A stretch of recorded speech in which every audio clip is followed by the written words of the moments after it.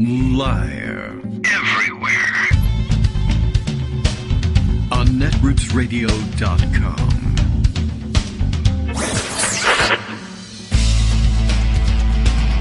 David Waldman. Kagro. In the morning. Now, here's David Waldman. Hey, good morning, everybody. How you doing? It is Tuesday. We made it to Tuesday, February 27th, 2024. Ordinarily the penultimate day of February, but not this year, and not every 4 years, because that's the way it works. We got to make up that extra, well, I guess 3/4 of a day that we leave out of the calendar each year. Is that right? So we have an extra quarter day. Is that the way it works in each solar year? And so we have to jump in every 4 years and add an extra day in order to get rid of it. Something like that. Anyway, otherwise all the dates go crazy, like, pretty much every other civilization on the face of the earth. So you can't have that. All right, time to get started rounding up today's stories. It is Tuesday. That does mean we are on tap for a Joan McCarter visit. And that also means, of course, that you will be reminded once again that there is a government shutdown looming. That is kind of something we do every Tuesday anyway, because it's actually something that Republicans kind of do every Tuesday too. And, well, they kicked the can down the road and then they walked right back up to the can, and here we are. So, let's see. I think the first tranche of shutdown, remember they bifurcated the shutdown process this time, and one half of what was left unfunded when they last kicked the can down the road will shut off on March 1st, which is only a couple of days away. And then I think a week later, the rest of it shuts down too. So, essentially, the time that they spend trying to turn the spigots back on the first tranche will guarantee that the second tranche will also shut down. Although I guess they could try and reach a deal on both of them at once, but if they could have done that, why, they might have tried that earlier. But remember, there is one party that has a considerable number of seats in the national legislature. In fact, it's the majority party in the lower house that actually has no interest in making sure that things are up and running. They don't believe in government, and they don't actually care. They think that their base will be excited by having the government shut down to prove to them once and for all, actually can't possibly prove anything now. This is now the norm for operation, especially under Republican governance. But whenever there's a considerable number of Republicans in the legislature such that they can stand in the way of the rest of the people there actually getting their legislative work done, they just opt to do that. And so here we are again. All right. Lots of other things to round up for the day, and of course we'll try and get set for a visit with Joan later on so she can actually explain some of these things. We actually, I have to spend some time off the air reviewing some procedural notes just to be sure that I know all the workable options as the Senate, I guess, decides how they want to deal with the Mayorkas impeachment. It may be that the events of the last week or so have derailed the efforts to impeach Joe Biden directly. They may have spaced that out a little bit anyway. I don't know if they really wanted to follow up the Mayorkas impeachment immediately with a Biden impeachment and just give people the idea that there are too many impeachments going on. But they didn't even get that far before the case against Biden, since there never was one. I was going to say it collapsed, but it never really existed. So I guess all that really happened was it was revealed why it never should have been considered as having existed, I guess. And that's where we are now. All right. Lots of other things happening as well. As I mentioned, Justice hinting at a few things about which I know next to nothing. This is like, it's like either, depending, standing in line at the grocery store and taking a look at the magazines and tabloid newspapers and having no idea who they're gossiping about, or finding out that the Grammys are on TV, say, and you have no idea who's winning any of those Grammys. Let's see. Don Jr. had some white powder delivered to his home, and everybody thinks it's Hunter's Coke. Now, that's easy to understand, but I don't know what prompted it exactly. Neither do I know. Well, actually, I did see something. He's going to give me a hint, too. I love this. This is great. News on demand. This is the way it should be for everybody. Everybody should be able to just speak out loud and say, newspaper delivery service, I want to know about something. Although, I guess you can, right? You can now turn on Siri or Alexa or something like that and say, give me the news about da-da-da. But then, yeah, I guess you submit to monitoring of your news consumption habits. But I only have justice monitoring. Well, you too. But he's the only one keeping records. He's the only one responding anyway. Though occasionally you guys tell me about your news consumption habits by recording them and sending them to us, and I play it to the world. Shouldn't I be richer for this, like having mined your personal news reading habits data? I forgot. Who am I supposed to sell this to? Well, anyway, it turns out, let's see. Rosendale of Montana had to drop out because of an unplanned pregnancy. Well, aren't they all? That's interesting, too. And I'll have to check into that. So a couple of headlines, and then, of course, one in the middle here about people finally drilling down on what a scam Musk's Boring Company is, too, which is too bad, because I really liked the name. That was the one thing he did well, was named his tunneling company, the Boring Company. And I did see some photos circulating the other day of work on one of his crazy tunnel systems, which I guess was supposed to be a Hyperloop, and saw news that workers there had been injured because they were trudging around in some sort of chemical sludge and gave themselves burns on their skin. And I mean, I don't know who's to blame for that one, but let's say it's Elon Musk and wrap things up easily and quickly that way. All right, that section is covered. I'll take a look around, poke around for some of that news. In the meantime, some of the things that I have collected to share with you, I thought it might, you might benefit from hearing a couple of these stories. First, we'll check in on the former guy, the fascist guy, the previous guy, however you want to refer to him. The clock, it says, is ticking for Trump to post bonds worth $500 million. Were you aching for an update on how is he handling the fact that he's supposed to be ponying up hundreds of thousands of dollars for bonds if he wants to appeal any of the judgments against him that have been recently reached in New York courts? Experts say, and who cares, because we hate experts in this country, experts say a cash crunch in the coming weeks could thrust the former president's business into greater uncertainty than it has seen in decades.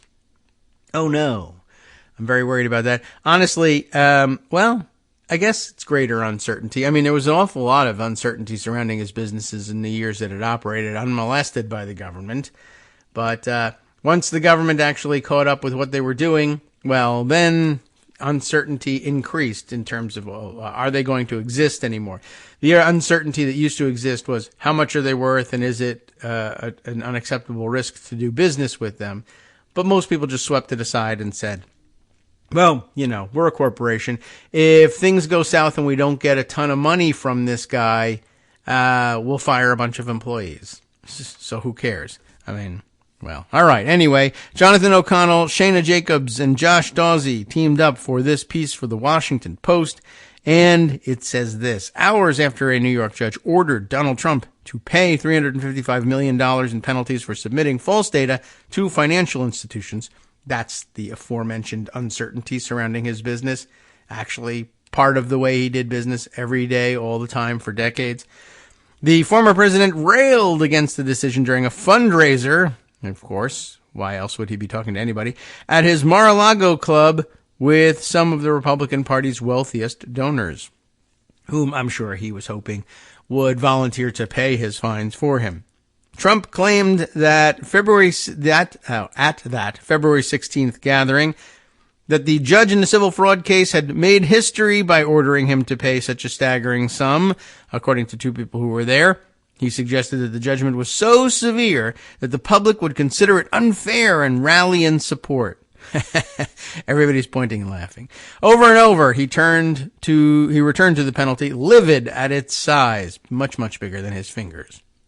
The episode offered a glimpse of Trump's preoccupation with the legal decision that threatens his wealth and has thrust his business empire into greater uncertainty than perhaps at any time since the 1990s, when his Atlantic City casinos fell into extreme debt, leading 6 of his companies to file for bankruptcy. Trump, who built his business, sort of, and political identities around boasts of financial savvy, now faces an immediate cash crunch of more than $500 million, the combined cost of 2 legal battles that will now test the limits of his personal wealth, of which there's virtually none. According to State Supreme Court Justice Arthur Engoron's final judgment entered Friday, Trump now owes New York at least $454 million. That's the $355 million penalty plus interest, which is now accruing at the rate of $112,000 per day. Separately, he faces an $83.3 million judgment in a federal defamation case brought by the writer E. Jean Carroll. Trump has vowed to appeal both cases and filed his notice of appeal in the business fraud case on Monday, but he must immediately grapple with the enormous sums that are at stake. To keep both judgments from being enforced while he appeals, he must put up the entire amount in either cash or bonds, according to legal experts. Usually, defendants must put up such bonds within 30 days of a final judgment to keep the plaintiff from collecting, experts said. Most of Trump's wealth is tied up in real estate, and it's not clear whether he has enough cash on hand to cover what he now owes. Trump has not said how he plans to put up the money. By the way, can we give some consideration to the possibility that he's simply not going to put up the money and yet demand the right to appeal his case anyway and just say, well, I have a First Amendment right somehow to do this, and I have the right to access to the courts for redress of grievances and et cetera, and you're denying me my rights? No, we're just saying this is the procedure by which you should access those rights. But he'll plead the special case. I'm running for president, and these rules are unnecessarily and improperly and perhaps illegally and unconstitutionally restraining me in my speech as I run for office, which is a tremendous stretch, but I don't see why he wouldn't attempt it. I mean, think about the way he operates, right? I don't know. Maybe they address this in the article. If you've got 30 days to raise the cash, if you're a normal person, you're like, oh no, I have a 30-day deadline. That's it. If you're Donald Trump and you also have the excuse of running for president, you lean on that for everything. And all you want to do is delay, right? You just say, well, I'm entitled to special circumstances. I'm running for president. You're doing this to harass me and silence me. And I think it's a violation of my constitutional rights, my due process rights. How dare you? And it might be something that falls flat on its face, but it's something that they're going to end up having to adjudicate. And he'll be saying, well, pending the outcome of my lawsuit to stay the collection of this bond, you should stay the collection of this bond. I mean, I might win, so I need an injunction against, essentially, the collection of this bond while you decide my lawsuit alleging that it's illegal and unconstitutional for you to try to collect on this bond. And everything has to stand still while we decide how ridiculous is that invented claim and how soon can we get rid of it. And that might happen. I don't know what the experts say, but me just guessing says that. Anyway, most of Trump's wealth, as we said, is tied up in real estate. Not sure how he's going to get that money. No word from him about how he plans to do it, which might mean he doesn't.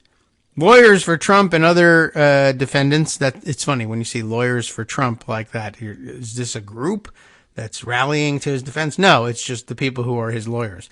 Lawyers for Trump and other defendants did not respond to a request for comment, nor did a spokesman for his campaign, spokesperson. So we don't know who it might be. It might be Stephen Chung and may not be.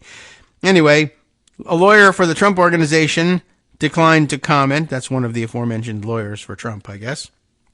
Any route Trump chooses will come with complications. Paying the entire amount in cash could rock the stability of his business. He'll never do that.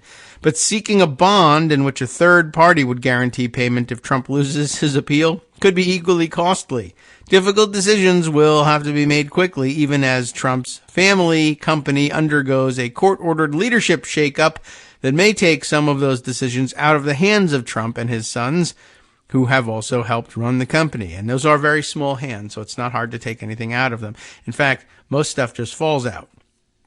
The bond in the Carroll case is due in about 2 weeks, according to this article, which was, dated just yesterday. So that's still current. About 2 weeks until the E. Jean Carroll bond is due. Where did we leave off? Right. That is, of course, if Trump decides to post one in order to avoid paying the whole judgment during his appeal. On Friday, Trump lawyer Alina Habba, barely a lawyer at this rate, sought to delay putting up that money. What do you know? Arguing that the penalty was excessive and likely to be reduced. That's another route that you can go without having to appeal to his special status as a presidential candidate. You just say, I don't know, it's unconstitutionally large. Says who? Says what? There actually is some, body of law out there about what to do and how to handle whether you think if you think the award was excessive. And people have successfully pursued that. So why not pursue that as well and then fall onto the backup of, well, you can't, the Constitution, in my view, says you can't fine a person running for president because something free speech. Could be the stupidest argument ever made, but will take some time to figure out which Supreme Court justices eventually probably want to say how stupid it was at this level, and which ones want to say how stupid it was at that level, and are there any who are stupid enough to say, no, it's totally true, and we'll see. Anyway, first stage, Alina Habba says they'll seek to delay putting up the money by arguing that the penalty is excessive and likely to be reduced. In an order on Sunday, the federal judge overseeing that case declined to immediately grant such a delay, saying Carroll's attorneys should have a chance to weigh in. And so they should. Engoron has already rejected a different attempt by Trump's lawyers to delay posting the larger bond in the New York civil fraud case. It's currently due March 25th, so less than a month away, the same day his criminal trial for falsifying business records is scheduled to begin in Manhattan. So that'll be a big day. When he gets there, you can ask him, did you bring the money? The New York Law School adjunct professor, Stephen M. Cohen, who previously held a top position in the New York Attorney General's office, said the law requires Trump to put up the entire amount of the judgment to delay its enforcement while he appeals, either on his own or through a bond put up by a third party on his behalf. The former president's attorneys are trying to negotiate a bond deal that would tie up as few of his assets as possible, according to a person with knowledge of the talks, who spoke on condition of anonymity to share private business decisions.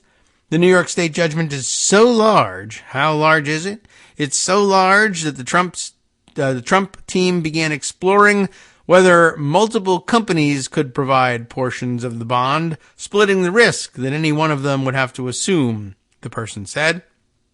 The bond is a binding agreement between the bond issuing company and the court. If the company's client loses their appeal and then fails to pay the required amount, the bond issuing company is on the hook for the debt. Then that company turns to its client to recoup the loss. Danger in agreeing to such a bond with Trump is that he wouldn't pay, and you'd sue him, and then he'd argue with you, I'm immune from suit because I was once president of the United States. No, that's stupid, but it will take a year to remind him how stupid it is. Are you willing to sit there and wait? Then, anyway, that company would then have to sit through that lawsuit, and who knows how long that could take. Companies that issue bonds generally require their clients to put up collateral in cash or other assets, but, someone might offer him a sweetheart deal and say, never mind. Neil Peterson, who runs a New York bond issuing or surety agency, said beyond the extraordinary size of the bond Trump needs, the risk of having to collect from a former and possibly future president would probably weigh heavily on bond issuers' decisions on whether to accommodate him. I mean, this does actually create an enormous problem for everybody, even overseeing this whole thing. Imagine a guy who's not only has won the presidency, but has won the presidency on the platform of running as a totalitarian dictator. And then you find out, well, that totalitarian dictator owes you $450 million. Now, Trump will campaign assuring you that I value loyalty above all, and I am loyal to the people who are loyal to me. And so, that's supposed to mean I'll pay you back the $450-something million. But in reality, that Trump is loyalty is something. I saw someone encapsulated on social media this way the other day, that loyalty is something that Trump is owed, not that he owes to others. It doesn't flow in both directions. So whoever puts up the bond has to be prepared to lose it. And that's probably why he's talking about it so much over at Mar-a-Lago rather than in meetings with banks and surety companies. They people who are in the business of posting these bonds are not going to post these bonds. He needs somebody who is so in the tank for him that they don't mind just giving away $500 million on his behalf, thinking that they're going to get paid back, not in cash, but perhaps in some sort of benefits or whatever. And I guess it's a possibility, right? A great idea might be, you don't have to pay me back in cash, just give me a pardon for something. I don't know, something I already did, something I'm about to do. So it's one way of looking at it is anybody who's got the money to do it can buy themselves a pardon for any murder they want to commit, I guess. Here's $450 million that you need for your bond. You're going to default on it. That's fine. But loyalty, you'll pay me back later when you're president and you can pardon my crimes, just so long as, economically speaking, just so long as what I'm asking you to pardon is at minimum worth $450 million, $450 million and $1 to me. Either that's how much I value my freedom so that I don't get brought up on this federal charge or that federal charge, or I got to steal $450 million and $1 from, I guess, presumably the federal government or under some federal jurisdiction and just be pardoned for it. But a lot of that stuff is going to be state crimes. So you got to look out for that as well. Anyway, that's out there. So where were we? Oh, we were reading about the way real people deal with these bonds. Bond issuers might then therefore require Trump to put up the full amount or nearly that in cash to avoid having to potentially press the occupant of the White House for assets, which you'll have to do. And what's interesting, of course, immediately he'll claim immunity from suit, of course.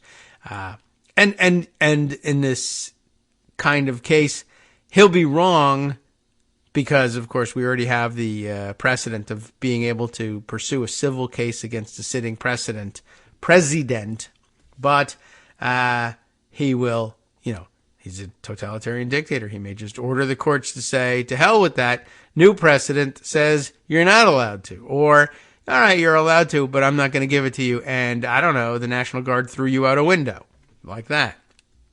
Could be something like that. Think about it in terms of how his idol, Vladimir Putin, would handle it, right? If there was an oligarch saying, Vladimir Putin owes me $450 million and I intend to collect, that guy would go flying out a window. He would be defenestrated. It would be defenestroika, once again.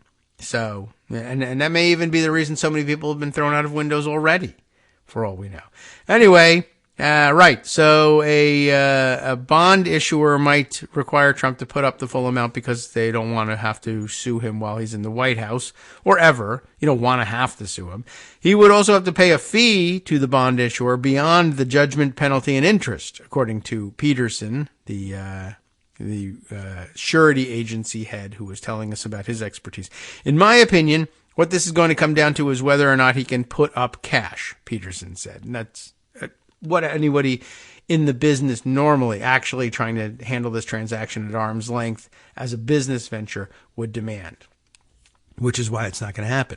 Precisely how much cash Trump has is not known. He claimed to have $400+ million during an April deposition in the fraud case.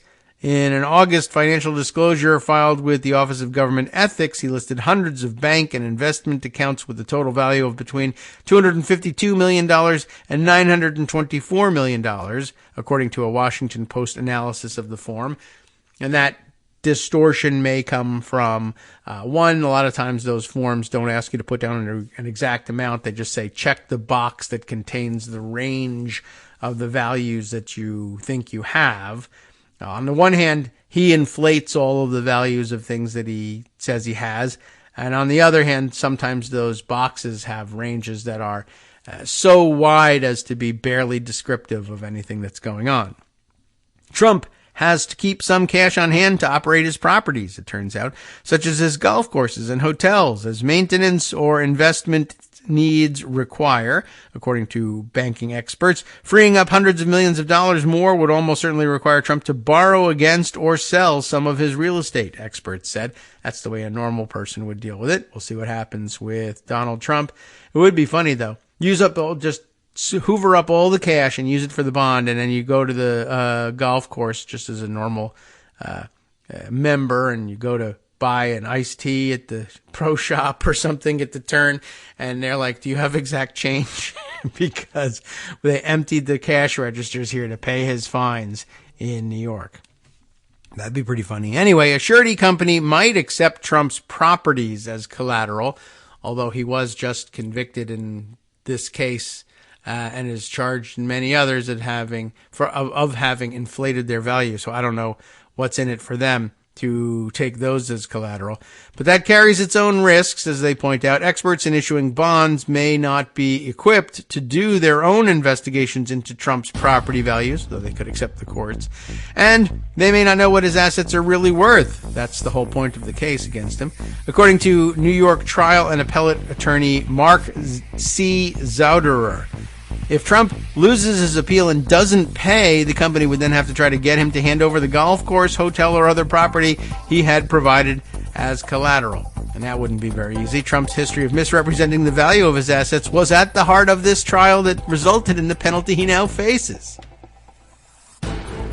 Hi, everybody. It's me, David Waldman. Yes, the same guy who interrupts you all the time. Interrupting you one more time just to tell you again, another reminder that your contributions are what keep this show on the air, and patreon.com, patreon.com, is still among the easiest ways to make the sustaining subscription donations that keep us afloat. Are you ready for the pep talk about how our Patreon campaign is still going strong and growing? Well, too bad. Yeah, the plain fact is we actually are headed in the wrong direction, and whereas we once had about 175 monthly patrons, we're now actually down below 150. Time to recruit some more. Not exactly the kind of news I wanted to share, but there it is. For those of you in a position to support the show, patreon.com does make it easy to make those secure, recurring monthly contributions to do so. Patreon.com/KagroX gets you straight to our donation page. We've been through a lot together. The worst of the pandemic, we hope. The worst of the insurrection, we hope. So go ahead and treat yourself. You don't need an excuse. Give yourself the gift of a little something you enjoy in life. Support the show. And of course, if you happen to prefer using PayPal or even the Square Cash app, we're up and running on those options too. So thanks again, everyone, for all your support. We couldn't, or at least shouldn't, do it without you. Hope you'll be on board soon too. Thanks for all your support.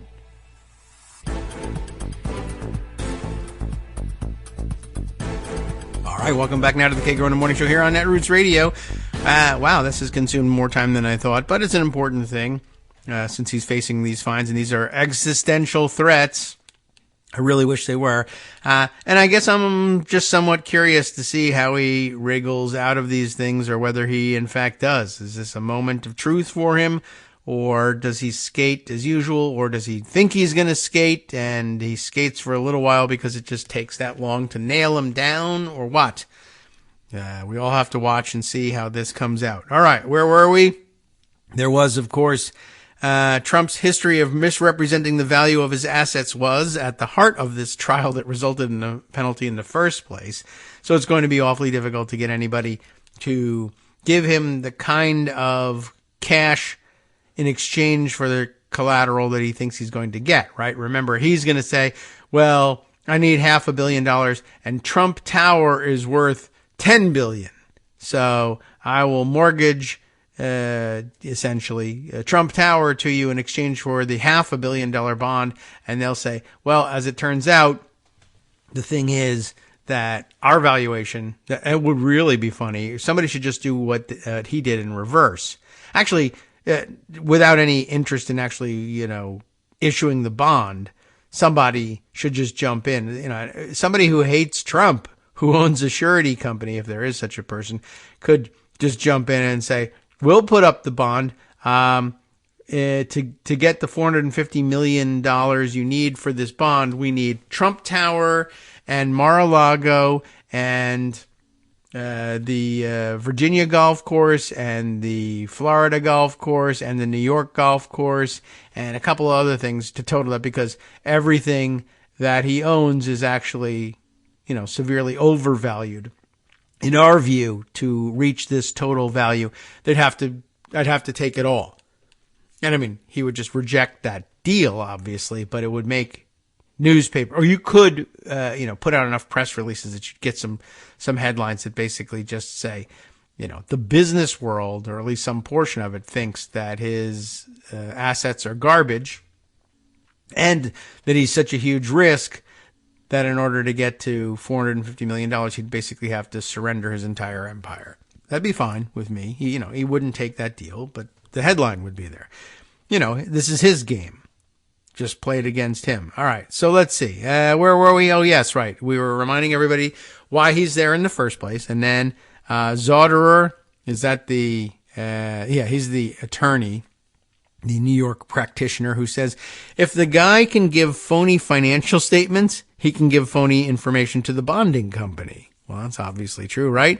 Referring to Engoron's finding in the case that the Trump organization submitted false information to banks to obtain loans. So how hard is it to imagine? If you would lie about the valuation of your property to a bank in order to obtain a loan, why wouldn't you lie, say, about the valuation of your property to a non-bank financial entity in order to obtain a loan? Essentially, that bond for the penalties, right? It's the same thing, essentially, as a loan. It's just used for different purposes, but under similar terms. It's a loan. You should just think of it that way. If you understand that, but you don't understand surety bonds, just think of it as a loan. That's fine. Anyway, all the same issues would be at hand here. So that's why he says this. And a bonding company who is going to put up several $100 million here is not, in my opinion, going to do it easily. That's Zauderer's conclusion. Trump may also need to maintain a certain amount of cash and a certain net worth in order to remain in compliance with existing bank loans. That's something to think about, which total at least $400 million themselves in August, according to the Post's analysis of the financial disclosure that he filed that month. Anybody who's got sizable loans for just about anything, any business loan, certainly. I don't have a lot, but I learned about it in other aspects of my life, not loans to me, but to other entities with which I am involved in the process of governance. And, not something I have any personal experience with, but suddenly you find out, if they loan you a couple $1 million for whatever assets you want to buy with it, or a mortgage or something like that, right? They say, well, you got to have certain liquidity at all times in case we have to collect on this loan. So you need to have this much cash on hand at all times, or else you are in default of your loan. Even if you continue making all your payments, part of the agreement is you need to keep this much cash on hand. And if you don't, you're in default and you could lose the loan, or the loan could be called. And if you have guaranteed your bond, right, by putting up property A, I own property A, and so I'm putting it up for the bond. They're supposed to do this in due diligence really ahead of time. But as it turns out, I own property A in the sense that, in the colloquial sense, but in fact, I have a mortgage on property A. I bought it with money that I borrowed from this bank over here. Now, normally the bond company will say, you want to put up property A? Show me the papers on property A. And when you show, oh, I don't actually own it in the clear, I owe hundreds of millions of dollars in mortgage on it to the bank, they say either that property won't do, or you're going to need to put up some cash or something else as well, because if you default and we have to try to repossess the property to make up our losses, the bank is going to say, no, that's money, the money for the sale of that property goes to us as the mortgage holder, not to you as the bond holder. So hopefully everybody does their due diligence, but certainly could be the case that, he's going to put up certain monies or certain properties to back the bond. Property A, B, and C will back the bond. But should he then, even if he doesn't default, the rest of the cash that he holds in the bank is backing the loans on property D, E, and F, right? Property D, E, and F that have nothing to do with, and haven't been mortgaged for the bond, are mortgaged just because that's what it took to buy them in the first place. But say D, E, and F, the banks backing those acquisitions said you need to have $500 million in the bank at all times, or else you're in violation of our terms of our loan, and he then has to hand over all that cash for bonds, and then the mortgage holders on D, E, and F say, we'll be taking properties D, E, and F. Thank you very much. Or at least initiate proceedings against him, perhaps. Anyway, I think the real problem is what the interlocking sets of obligations are on these assets, said Cohen. That was the former official in the New York Attorney General's office. Some key details of Trump's current loans are not public, so we don't know. But the terms of several previous loans with Deutsche Bank said that he would default if he failed to maintain $50 million in unencumbered liquidity and a minimum net worth of $2.5 billion, according to testimony in the fraud case. In 2016, he agreed to make a $25 million payment to settle lawsuits accusing Trump University, his series of workshops on how to profit from real estate, of fraud. Anyway, rather than dipping into his cash reserves, which might have violated his bank covenants, Trump asked another lender for a new loan, using his property on Central Park South as collateral, according to sworn testimony in the fraud case. So you can see how some of these things do interlock this way.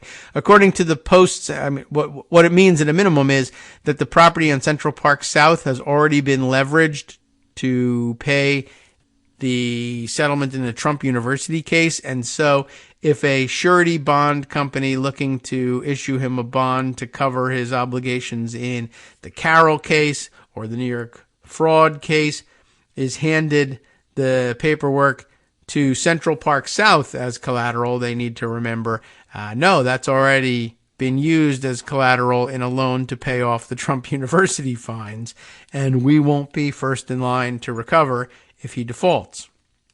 According to the Post's analysis of his August financial disclosure, Trump's largest lender is now Axos Bank, like Axios, but without the I. There is no I in Axos, which is, true, which in 2022 lent him $100 million for Trump Tower in Manhattan, the actual, the name, the flagship property, Trump Tower, and $125 million for Trump National Doral, his golf resort in Miami. So they're in hock already too. In response to questions from the Post, Axos said that it does, quote, not expect the New York court cases involving President Trump and his family to jeopardize the continued performance of these loans. Well, that's a mistake. The bank declined to say whether Trump has inquired about taking out additional loans since the judgment, and it would be a mistake to give him any. Trump has sold 2 properties recently, the government lease on his luxury D.C. hotel, and it's not really that luxurious, and the license to operate the Ferry Point Golf Course in New York City.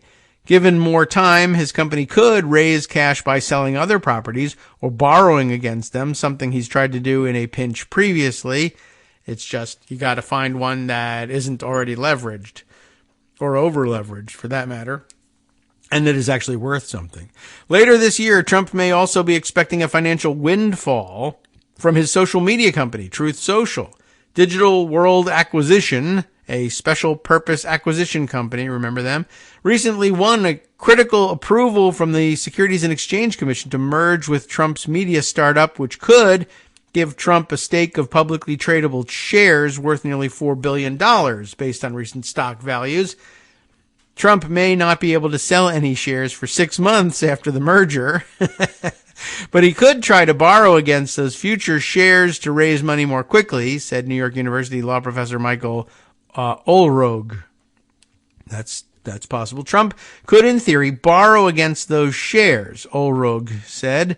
It's relatively common for banks to lend money to company founders, he pointed out, but it would be more complicated for Trump, he said, because a sell-off by Trump could quite easily drop the price down a lot because it would represent a large fraction of the currently available shares. That's true. He would flood the market with shares, and there's just not enough demand to soak them all up, although they might artificially drive the demand. You can be one of the people that owns one of the shares that Donald Trump himself used to own. And for certain MAGA people, that would actually be a thrill, even though it doesn't mean anything in particular. And so they might, in fact, go ahead and do it. But a normal person would face the fact that they're creating a glut in the marketplace and nobody really wants the thing. Economically speaking, it would be a poor investment. But because, MAGA cultists are looking for opportunities to stuff his pockets without running afoul of the law, they might very well be willing to take enormous losses in order to make it feel like they're helping Trump out. Not that he would pay them back in any way, shape, or form. Anyway, there's that. And, of course, there's also the problem of is Truth Social or Trump, whatever the hell he calls this entity, the Trump organization itself, or digital media, Digital World Acquisition, Truth Social, both of them have valuations that are driven by the fact that Donald Trump is personally invested in the company and has a stake in the company and promotes the company. If he sells off his stake, presumably he can still be connected with it, let them have the name, promote it, etc.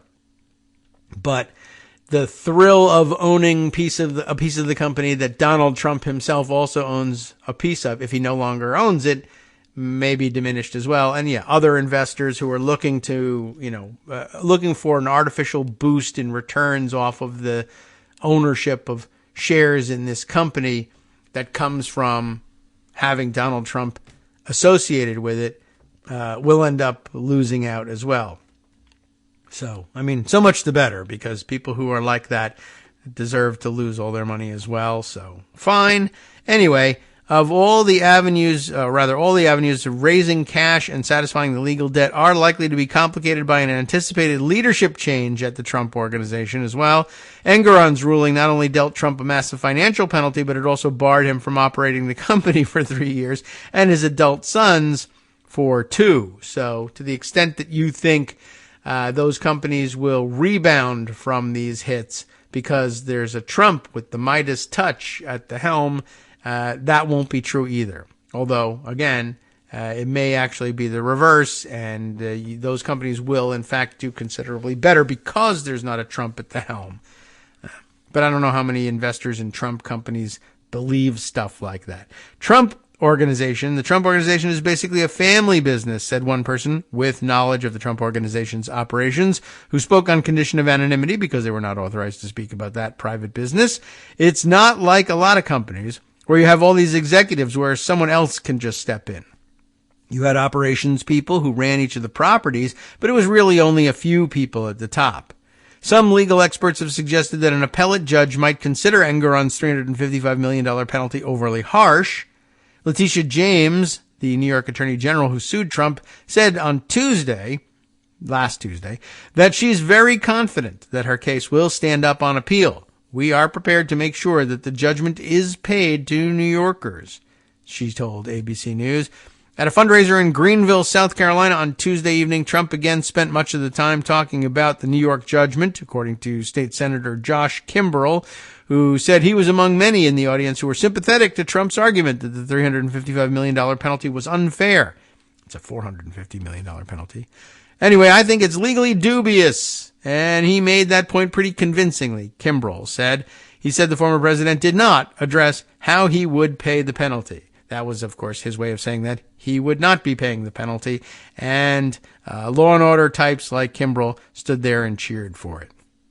So that's how that stands, and it's something exciting, and we should watch how this develops. Certainly will be very interesting. Okay, moving on to another topic today that was hiding behind a generic label in Pocket, the CNN exclusive, as we were told. It was an exclusive yesterday anyway. Key figures in fake electors plot concealed damning posts on secret Twitter account from investigators. That is interesting. This is a story of Ken Cheeseborough, as Joan's preferred pronunciation of his name, and I have to admit there's a certain light in which that casts him, which is favorable to my approach. Anyway, this is M. Steck, Andrew Kaczynski, Marshall Cohen, and Allison Gordon reporting for CNN. And it's, we'll just state at the outset here, troublesome for him, because you'll remember that the last couple rounds of very troublesome stories for him all were careful to note that he was cooperating with Michigan prosecutors, and that they, I guess, as part of an agreement, I guess, not to bring up charges against him on a state level. But of course, this story, one, reveals more scheming than we were previously aware of, although we probably guessed at all of this stuff, but also exposes him to considerable jeopardy here because, you know, all the rest of the stuff, we got all that information, and we were told, we get to now be privy to all this information, but Cheeseborough won't be facing charges in Michigan because he's cooperating with prosecutors. This information is new and probably came to light in part because of his cooperation, but wasn't offered by him, and in fact, it appears was being concealed by him, which is going to make the prosecutors in Michigan say, maybe our deal is off. Maybe you will be prosecuted after all. We'll see what they have to say about that one as we read through this. This could take a while. It looks pretty lengthy. Kenneth Cheeseborough, the right-wing attorney who helped devise the Trump campaign's fake electors plot in 2020. Really, honestly, story of the century. Story of the life of the United States, really. It's been a quarter millennium, and this is probably should have been the biggest political news story of all that time. And yet, I don't know. The Civil War is pretty big, I guess. But faking electoral votes, that's actually quite huge. I really don't know. I mean, I guess it's just one of those things that's too huge to grasp. Anyway, Kenneth Cheeseborough, right-wing attorney who helped do this thing, concealed a secret Twitter account from Michigan prosecutors, hiding dozens of damning posts that undercut his statements to investigators. That's not good all by itself. About his role in the election subversion scheme, a CNN K-file investigation has found, you remember the K-files, K for our reporter pal Kaczynski here, not Ted, Andrew. Anyway, Cheeseborough denied using Twitter at all. That's not very wise. Now known as the platform X, or having any alternative IDs when asked directly by Michigan investigators last year during his cooperation session, according to recordings of his interview obtained by CNN. And you don't want to be caught lying in your cooperation session, I assume. But CNN linked Cheeseborough to the secret account based on numerous matching details, including biographical information regarding his work, family, travels, and investments. The anonymous account, Badger Pundit, that's Wisconsin, of course, Badger, right? Also showed a keen interest in the electoral college process, and lined up with Cheeseborough's private activities at the time. So I guess they haven't exactly nailed it down, and maybe they need a subpoena to do that, but CNN isn't going to get that subpoena, but Michigan prosecutors very well may. The Twitter posts reveal that even before the 2020 election, and then just 2 days after the polls closed, Chesebro promoted a far more aggressive election subversion strategy than he later let on in his Michigan interview. Chesebro's lawyers confirmed to CNN that the Badger Pundit account belonged to Chesebro, so now you don't even need the subpoenas there. Describing it as his random stream of consciousness, where he was spitballing theories about the election, but insisted that it was separate from his legal work for the Trump campaign. So that could certainly be the case. He floated some wild theories there. Of course, it might be the case that he knew very well that certain influential figures in Trump world were following that account, and this was a way of floating those trial balloons to them. But the claim is, no, the legal work that I did for the Trump campaign is separate from the crazy ideas I floated in front of them for them to then come back to me in the real world and say, I read this thing from some mysterious pundit that said we could try XYZ. Can we, in fact, make that part of our legal plan going forward? It's a way of laundering those ideas, I guess, right? When he was doing volunteer work for the campaign, he was very specific and hunkered down into being the lawyer that he is and gave specific kinds of legal advice based on things that he thought were legitimate legal challenges versus Badger Pundit, who is this other guy over there just being a goof, said Robert Langford, an attorney for Chesebro. It's just that this guy over there being a goof is the same person who's in this room being a lawyer. And, I get what he's trying to do here, but what he's really after in all of this is, listen, if I were free to suggest anything, it's unethical for me as your attorney to tell you, yeah, this wild theory is something that might actually work with the Supreme Court, or, confuse and confound everyone and paralyze them for months on end such that we get to do what we want, for a couple of years at least before they figure out exactly what we did. But as your attorney, I can't suggest that to you. It would be unethical for me to suggest that we take this route. But if you as the client were to demand that we take this route, well, then it's at least ethically questionable, right? It might be my duty to advise you of what a long shot this is, but I didn't suggest it. Badger Pundit suggested it. You just asked me, and I'm responding to you as a client. You demanded that we try this, and I'm going to fulfill my ethical duty by telling you what a long shot it is. But hey, you're the client. I'll do what you want, except this isn't the client just independently coming up with this or researching something and saying, I want you to try this. This is the client listening to you, the attorney, pretend you're not the attorney and pretend you're somebody with no legal or ethical obligations at all to the client, suggesting these ideas so that you as the client can then demand them, and the lawyer can throw his hands up and say, what could I do? I advised him of how long a shot this really was and all the dangers involved, but he was insistent. He knew what he wanted, and I delivered. I was being paid, after all. I'm just his zealous advocate. So an interesting way of laundering your craziest ideas into Trump's head so that he will demand that you do them. That's the way I think it should be viewed. Chesebro has not been charged with any crimes in Michigan and sat for an hours-long interview with the state attorney general's office in early December. In his retelling to Michigan prosecutors, Chesebro has cast himself as a moderate middleman who was duped by Trump's more radical lawyers, but as it turns out, he was feeding their heads with the Badger Pundit account.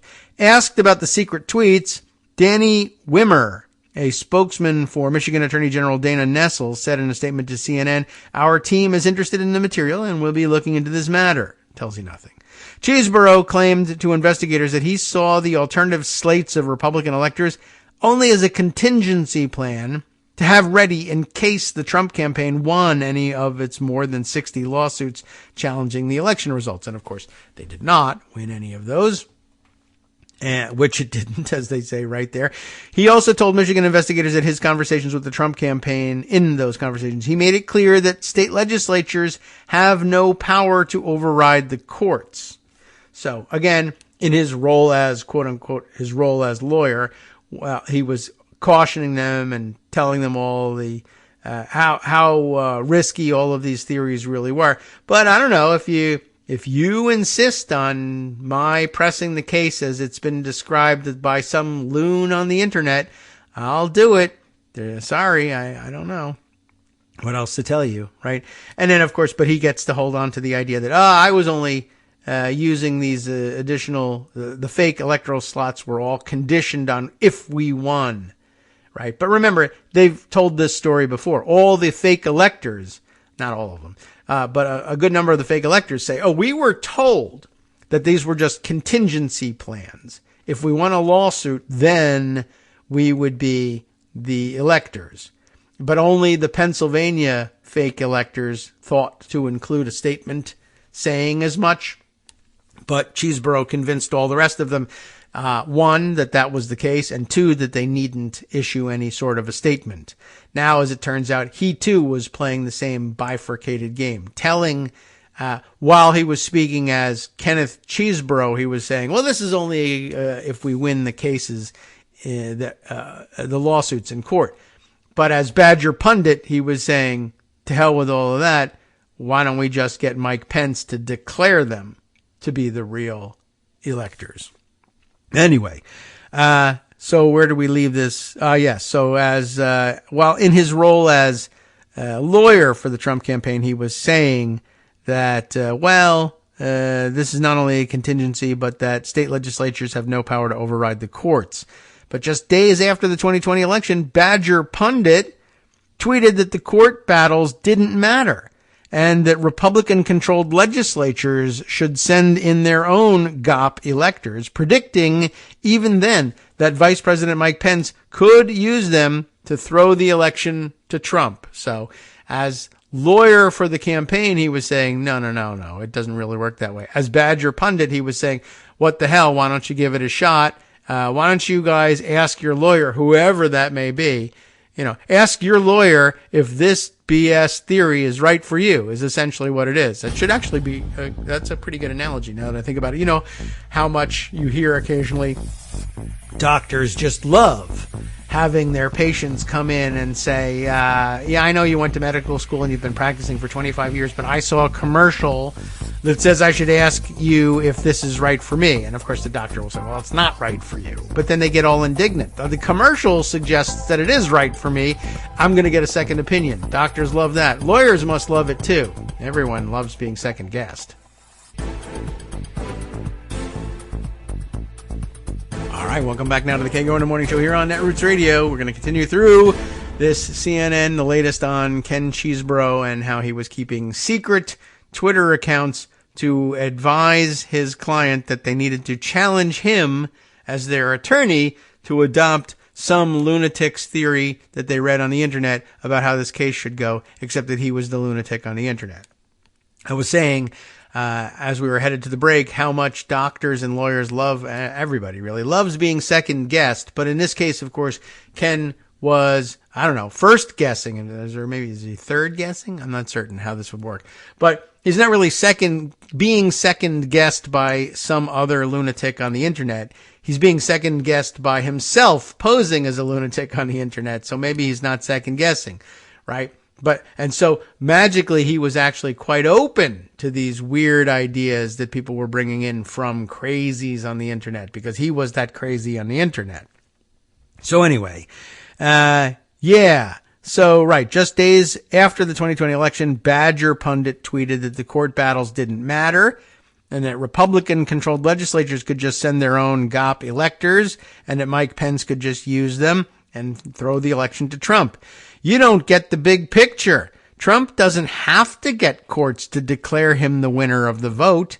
He just needs to convince Republican legislatures that the election was systematically rigged, but it's impossible to run it again, so they should just appoint electors instead, wrote Badger Pundit on November 7th, 2020, the day multiple media outlets, including CNN, called the election for Joe Biden. So while the rest of us were out in the streets cheering Trump's defeat, Cheeseborough was out there as Badger Pundit saying, to hell with Article 3. We don't need it. Independent state legislature theory says that the legislatures can just declare Trump to have won their states, regardless of the outcome of the elections in those states, and send electors there. And if they don't do it, we'll just forge the certificates and tell Mike Pence that he should pretend he's so confused that he just doesn't know what to do other than to either award the election to Trump or, at a minimum, throw his hands up and say, gee whiz, why don't we have the House of Representatives vote on who the president is going to be, knowing that the outcome by state delegations was going to hand that victory to Trump, or rather allow Trump to claim that victory. Anyway, yet in his interview with Michigan investigators, Cheeseborough said the very opposite, claiming that the entire electors plan was contingent on the courts, while hinting to his clients that they should ask their lawyer whether arguing the opposite was right for them. I saw no scenario where Pence could count any vote for any state because there hadn't been a court or a legislature in any state backing any of the alternate electors, Cheeseborough said, actually taking a third and middle path there. Interestingly enough, it was his argument as Badger Pundit, and as it turns out in the real world, arranging these things, instructing the fake electors in each of these states to forge those certificates and hand them over. They were told, oh, well, this is all contingent on the court thing. Meanwhile, Badger Pundit was arguing it's not contingent on the courts at all. Legislatures can do it all by themselves. And then, and in the meantime, what he was actually doing was saying, well, if the courts won't order it and the state legislatures also won't actually do it, we can still just send fake certificates to Washington and tell Mike Pence that he should do it. He has three plans going here, right? Plan A, we sue our way into victory. Plan B, we just bludgeon our way to victory with state legislatures. Plan C, we just bludgeon our way to victory with Mike Pence. And then when Mike Pence wouldn't do it, I guess they said, well, maybe a riot. And of course, his argument right now is, well, no, the riot is very bad. It was actually the worst thing that could happen. I would not advise the riot. No. See, at the time, my guess is he was like, yeah, sure. Well, then why not? Try a riot. Maybe we'll win. We'll scare the hell out of somebody. I mean, remember that one of the plans was if we have a big enough, bad enough, scary enough riot, the Supreme Court will become so scared that they will call an emergency session and declare Trump the winner, just to avoid the violence, if nothing else, even if they didn't really actually believe that Trump would be the best president, which, of course, they were hoping that they would, as they had a 6-3 majority on the Supreme Court. But anyway, I guess it should probably be noted at some point that all of this violence was taking place in the front yard of the Supreme Court. I mean, you know the layout of Capitol Hill, right? The east front of the Capitol, where the steps are, not the one where they have to climb onto the, what would you call it? The mezzanine level, the veranda, I don't know, of the, Western Front. That's the one facing, the Western Front faces the National Mall, and you see, off in the distance, the Washington Monument over at the other end of the grassy part of the mall, right?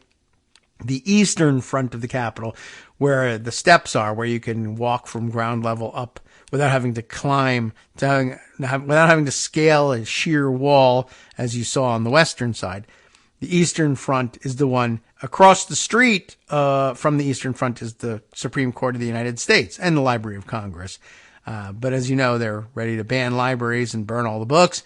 And they probably were sending a message to the Supreme Court. We actually want you to see this violence so that you will intercede and give us the victory that the other courts refused to give us and the state legislatures have refused to give us and Mike Pence has refused to give us. Maybe you will instead.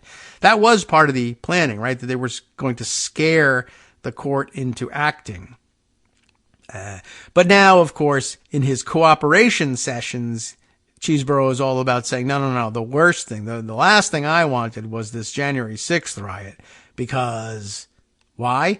Because that's what they're charging all these people with. I have avoided charges because I keep telling them I was against the January 6th riot, and that's what they're charging people with. But if they now find out, no, actually that was part of my plan, after all, by having cracked the code of my using the secret Badger Pundit account, then they might want to charge me after all. And that's what makes this story so important. All right. There is more. We're not done yet. There's clearly a conflict is the next section here. After the 2020 elections, Badger Pundit tweeted more than 50 times that Pence had the power to count the electors benefiting Trump, even though they were fake.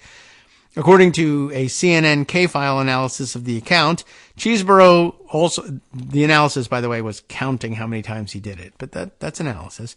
Cheeseborough also told investigators that he felt misled by the Trump campaign for concealing the entirety of their plan from him, even though it was his plan and he was selling it to them. He claimed that it wasn't until last year that he fully realized the campaign had always intended to deploy the fake electors regardless of the outcome of its election lawsuits. That idea was first raised and really it should be called a defense, right? That defense was first raised in a September 2020 article in the Atlantic. Oh no, I'm sorry. I've got it. It's not, I'm not wrong. They're offering it as a defense, right? I only wanted them to use it if they won in court. If the courts decided that there was something wrong with the elections and they were going to throw out the results, then we would have these quote unquote alternative electors to use and to send to Congress. That's the story Cheeseborough told investigators so that it would look like he shouldn't, so it would look like there isn't a ironclad forgery case against him, right? They should just be trying him on some sort of federal forgery charges for faking up electoral certificates. But he was saying, well, we only prepared them. We were only going to use them if there were court decisions that justified using them.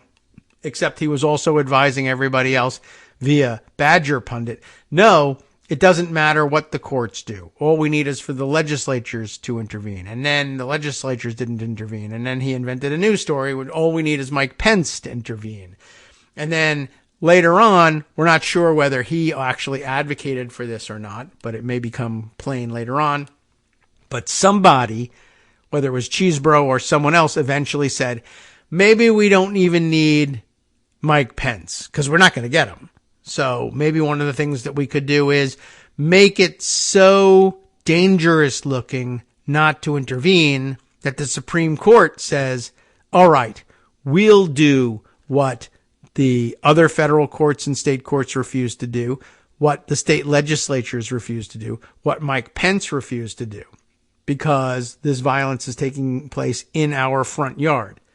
And we're scared, and we'll just rule in favor of this just to calm everything down. But the riot didn't go on long enough. And I guess that the Supreme Court justices, it didn't work as it was happening in the front yard of where I work, but I'm not there. So I'm not scared. So, had they been in session and then surrounded, maybe then they might have felt differently. But, that wasn't the case. Anyway, let's continue on reading here. Cheeseborough told investigators that he felt misled by the Trump campaign in all of this. He thought that it was really supposedly only using in contingency of having won the courts, because that's what he was advising them as an attorney.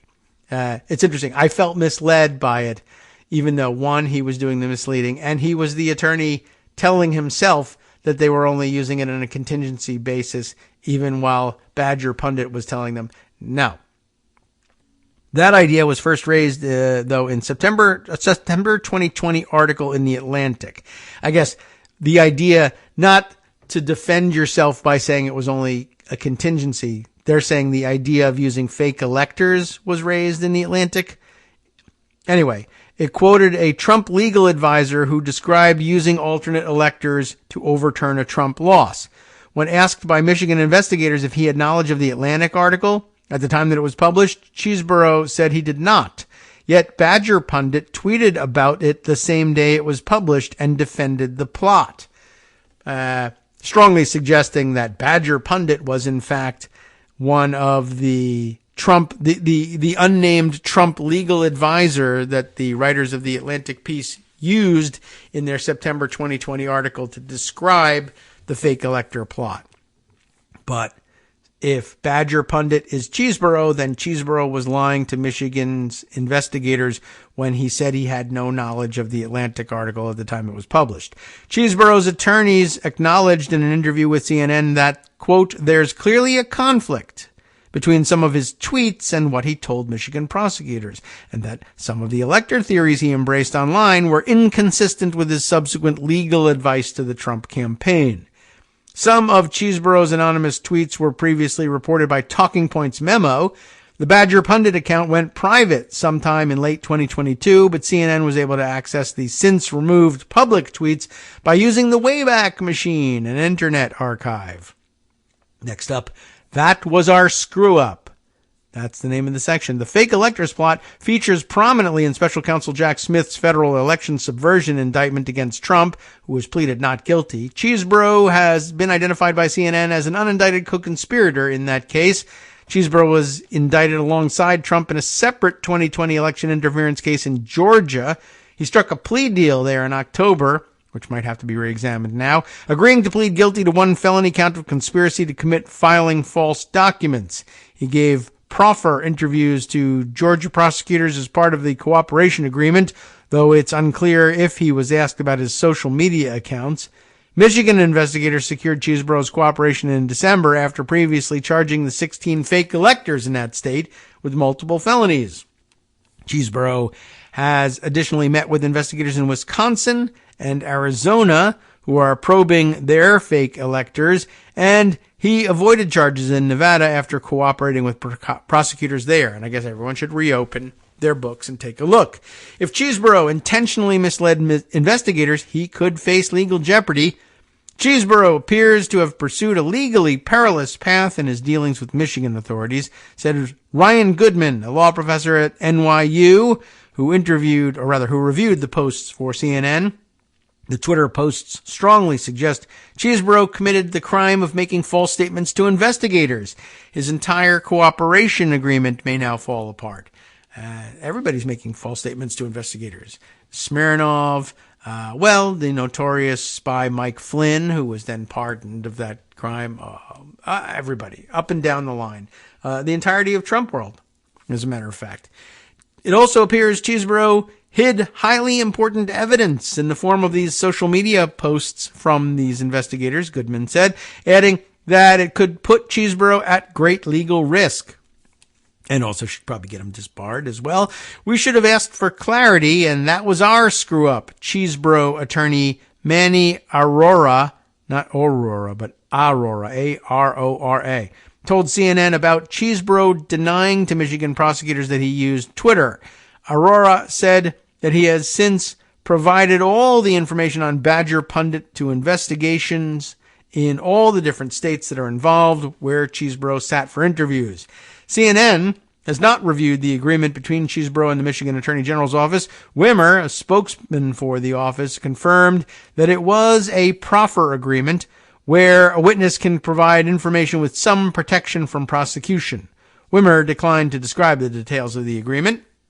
The same prosecutors signed a more sweeping cooperation deal with one of the 16 fake electors, where they dropped his charges in exchange for his testimony and future cooperation. That deal required the fake elector to, quote, provide full and complete information, unquote, and turn over, quote, any and all relevant documents. If the cooperator, quote, gives false, incomplete, misleading testimony or information, the deal would be voided and they'd be subject to full prosecution, including perjury and obstruction of justice. Now, we don't have Cheeseborough's deal, but we do have the fake electors deal. And, as you might rightly have assumed, there is a clause in that one that says, yeah, if you've been hiding information from us, the deal's off. Presumably, there's similar language in the agreement with Cheeseborough. That's the implication. Next up, identifying Badger Pundit. CNN was able to verify Cheeseborough's connection to the Badger Pundit account by reviewing emails between Cheeseborough and the Trump campaign that reference the account, as well as by matching numerous biographical details between the two. This is interesting and intriguing just by way of figuring out what their investigative methodologies were at CNN. But the important stuff was conceded up at the top of the article. Cheeseborough's own lawyers say, yes, Badger Pundit was Cheeseborough. So, case closed on that front. But how did they get Cheeseborough's lawyers in a position where they felt like, all right, we're just going to have to admit that with this work? So, in an email to Trump attorneys in early December 2020, Cheeseborough linked to a Google Drive account for the email address thebadger14@gmail.com, which was once used by Badger Pundit in a tweet as his contact information. That'll do it. Cheeseborough also cited the Badger Pundit accounts in emails to a Trump campaign official and attorney John Eastman on January 5th, 2021, pointing to tweets from Badger Pundit arguing that Pence had the authority to pick the electors on January 6th. This is interesting now because I'm not 100% clear. Okay, is this an effort to say, I've argued this stuff before, let's make it a part of our plan?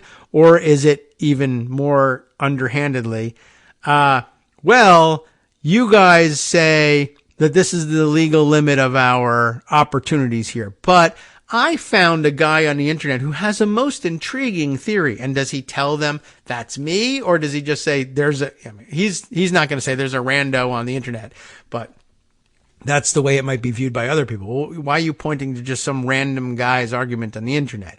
So he either tells them, well, that's me, in which case they say, okay, but then that's not convincing to me. Like, that's just you. Or is he playing a more ridiculous game saying, I don't know who this guy is, but he really knows his stuff and you should look at it. And they look at it thinking it's not him because he's directing them to not think that it's him. He's misdirecting them.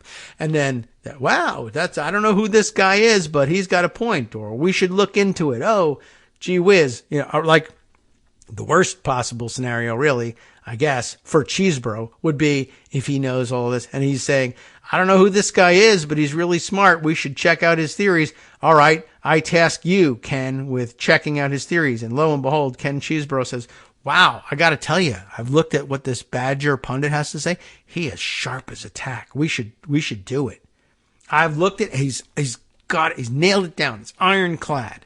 And they don't look. They just depend on Cheeseborough's work. But Cheeseborough is there by just verifying, quote unquote, verifying his own work and saying how brilliant it is. And then based on having his word, they implement it.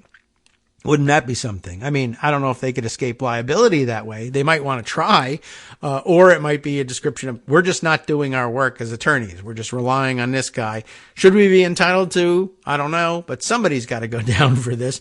Either Cheeseborough for pulling the scam, Eastman for not doing his due diligence and just accepting Cheeseborough's verification of his own work, or both of them, because they all knew what the hell was going on. We'll see. I mean, I assume that Eastman and whoever else was mentioned here earlier would just say, I don't know who, I don't know. I didn't believe Cheeseborough necessarily. I was entitled to believe him because he was a practicing attorney. I didn't check it out. Anyway, it'll be an interesting development. They'll just claim they never heard of the guy.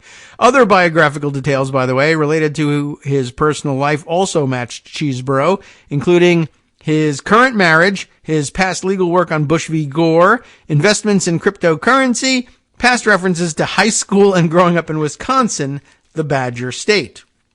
Badger Pundit, like Cheeseborough, said he was with right-wing conspiracy theorist theorist Alex Jones on January 6th, 2021. How many people are going to claim that? The account also references staying at the Trump International Hotel from January 3rd through the 8th, the same dates Cheeseborough told Trump lawyers he was staying at the hotel in emails obtained by the January 6th committee. Then, section called Cheeseborough distances himself from the plot. Let's hear this. In his interview with Michigan investigators, Cheeseborough repeatedly tried to downplay his knowledge of the electors plan. He told investigators that he did not know that the Trump campaign planned to deploy alternate electors, even though it was his idea, in contested states when he first spoke with the campaign in mid-November 2020. I naively assumed that it hadn't occurred to them to have alternate electors, even though he had planted that idea with the Atlantic a month earlier. Anyway, that is, I only thought of it because I'd been involved in Bush v. Gore in 2000, and I'd worked on a law review article with Professor Tribe in 2001 about Bush v. Gore. Cheeseborough said, so I thought I was educating them about this. He continued to tell investigators that the plan went beyond what he advised them to do. Well, it went beyond what Kenneth Cheeseborough, lawyer in the room, advised them to do, but it didn't go beyond what Kenneth Cheeseborough, Badger pundit, advised them to do, and which Kenneth Cheeseborough said, golly, I don't know where the idea came from, but it sounds solid. Maybe we should do it. The idea of alternate electors wasn't something I'd come up with, and then the Trump campaign learned about it and then backed off. My understanding is that they planned to do this all along. Why do I think so? Because it says in the September article in the Atlantic that they had this plan all along. Well, the Atlantic said that according to a Trump attorney, they were thinking about this. If you were that Trump attorney, then that was a lie, wasn't it? Well, okay. Let's see. Then some embedded stuff here. Continuing on with the body of the article. Cheeseborough denied to investigators that at the time he was aware of the Atlantic article from September 23rd, 2020, detailing how a more radical fake electors plan might work. And he reiterated that he always viewed fake electors as a way to buy more time for lawsuits and as a contingency to be used only if the Trump campaign had pending litigation in the 7 contested states. But privately, as Badger Pundit on Twitter, Cheeseborough was familiar with the fake electors plot as early as September 2020 and defended the Trump campaign's ability to pursue the plan just days after the election. As Badger Pundit, Cheeseborough rebutted a Twitter user who said the Atlantic article foreshadowed, quote, the death of democracy. Cheeseborough replied, it's called politics, dude, and argued that state legislatures get the, quote, ultimate call on who wins and loses presidential elections. They do not. Not always, anyway, especially not if they won't act. Then they definitely don't get the ultimate call. Cheeseborough told investigators that only later did he realize that the Trump campaign had plans to pursue a more radical version of the fake elector scheme no matter what, something he told investigators he did not advise at the time. And so my point is, it seems if you credit the Atlantic article, they wanted to do unconditional alternate electors, lobby the state legislatures, and then pressure Pence to back that, said Cheeseborough. I just feel like I was misled into pushing alternate electors for a reason to win more time, to win litigation, when there was certainly more hope, or rather, there was certainly more to the agenda. I mean, maybe not every person that was in touch with me had this plan, but the campaign as a whole had a different plan than what they revealed to me, said Cheeseborough. This, of course, all jeopardized and undercut by the Badger's Twitter account. I would certainly not have said what I said to the electors and advised them on the campaign, on what the campaign wanted, if I'd known the campaign had a broader agenda than they told me, said Cheeseborough. Wow. In his interview with Michigan investigators, Cheeseborough said that after the 2020 election, he repeatedly advocated for a more conservative approach to the fake electors plot. Ultimately, where I came down was I wanted conditional language in all the states, and I suggested 3 times to Trump campaign on December 12th that they make it conditional on winning litigation. Number 2, I made clear in November 23rd, that the state legislatures have no power to override the courts. And number 3, I made clear on December 13th that I didn't think Pence should be involved at all, Cheeseborough told investigators, adding, "I was never on board with what apparently they planned to do from the beginning, and which they never told me they planned to do." That's weird, because the next section says, promoting fake electors. Less than 2 days after the polls closed in the 2020 presidential election, Cheeseborough, as Badger Pundit, began publicly tweeting the framework for the alternate elector strategy that the Trump campaign ended up pursuing. That included embracing the end-around plan of using state legislatures to overturn the results, which he later claimed to oppose in his interviews with Michigan prosecutors. He tweeted, "The election can't be rerun. The only solution for the legislature is to intervene and select the electors." In another tweet from November 5th, Badger Pundit outlined a potential plan for Trump. He will push it all the way to early January, and if necessary, rely on Pence to count only electoral votes sent in by the Republican legislatures, or count no disputed electoral votes and throw the election to the House, which will then elect Trump. 80-20 in Trump's favor, he wrote. In a series of tweets, the Badger Pundit suggested he knew the plan was extremely controversial, and suggested how to make the plot more palatable after a user wrote that no state will want to be first. He's debating this on Twitter already. The key to the politics of the plan would rest on state legislatures not invalidating the results of Election Day, but rather expressing their own preference of electors to be sorted out in January, Cheeseborough wrote. And then, of course, the argument that Pence can count the votes and that Pence can decide which votes he'll count. That actually would conclude the piece here, but of course we're running into our break time, and when we come back, we may have more important things to talk about with Joan McCarter. Hi everybody, it's me, David. Let's change things up from the old fundraising pitch for just a minute and talk instead about how you can be a part of our show. If you've got a smartphone or any other electronic recording device, why not sit down and record a segment for us? Read us an important article and give us your take. Read one of your own original essays, or even just give us your commentary on something you'd like to share that's important to you. Then send the file to me at kagrox@gmail.com, and I'll try and work it into the show.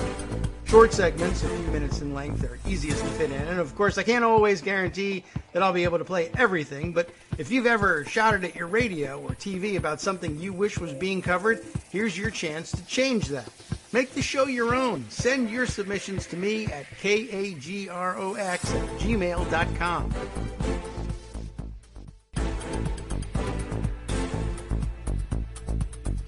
All right, welcome back now to the Kagro in the Morning Show here on Netroots Radio. Okay, you know what? Well, we have this opportunity. We can continue on with the CNN article and see if Joan is able to join us. You never know what's going on out, Seattle way. But any number of things could be happening, and or you forget what day it is. These things happen from time to time. So the door is always open, and we can continue on. But you know what? I'd probably be pressing her about this article. As a matter of fact, here she comes. All right. Just as well. Hey, good morning, Joan. How you doing? Are you there? Whoop. Uh-oh. So, yeah, maybe we have internet connectivity problems. This is a good excuse. I could just create this myself next time. Hi, Joan. Are you there? Yeah. Okay. Excellent. This would be a great way to cover for you one day. I'll just make that ringing noise and then say, oh no, the internet isn't working. Just in case you need that. Skype's been kind of weird for me this morning. Yeah, well, it's weird for everybody. And does Google on Skype now? I can't remember whether that's the case or not, but I keep hearing that Google products across the board are just getting worse. The search function, mostly garbled up with advertising. That's been the case for a while. People are complaining the maps not even working all that well anymore. I don't know. Maybe it's all nonsense, or maybe Kenneth Cheeseborough's behind it all. Could be.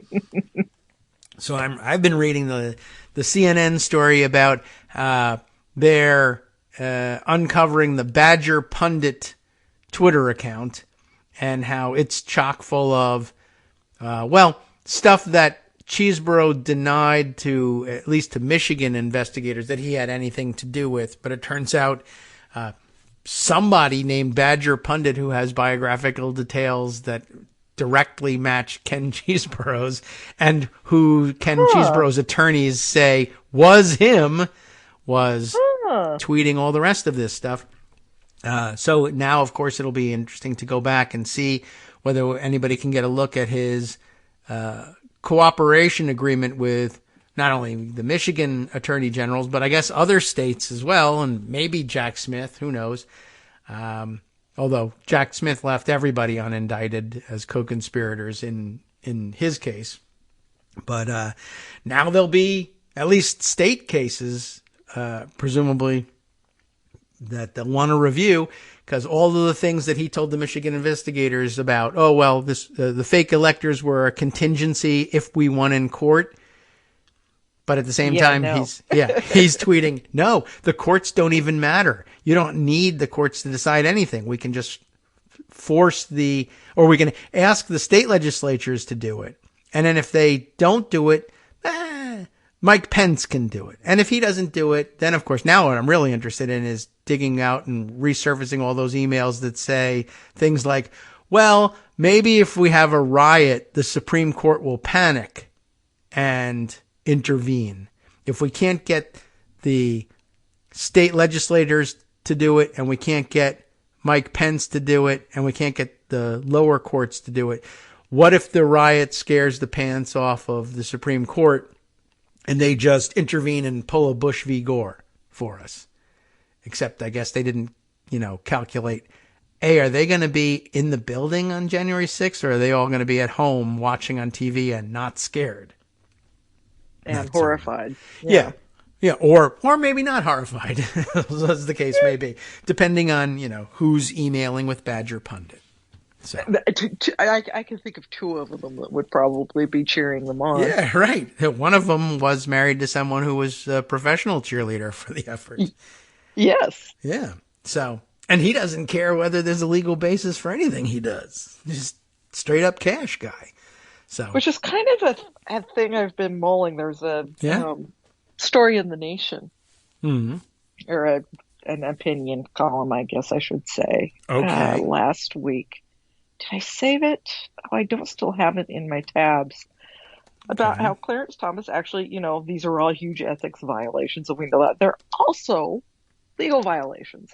He broke the law by not disclosing all of these things. And maybe that's worth an investigation by the Justice Department. I have a hard time seeing Merrick Garland saying, maybe. Sure, let's investigate Clarence Thomas. Yeah.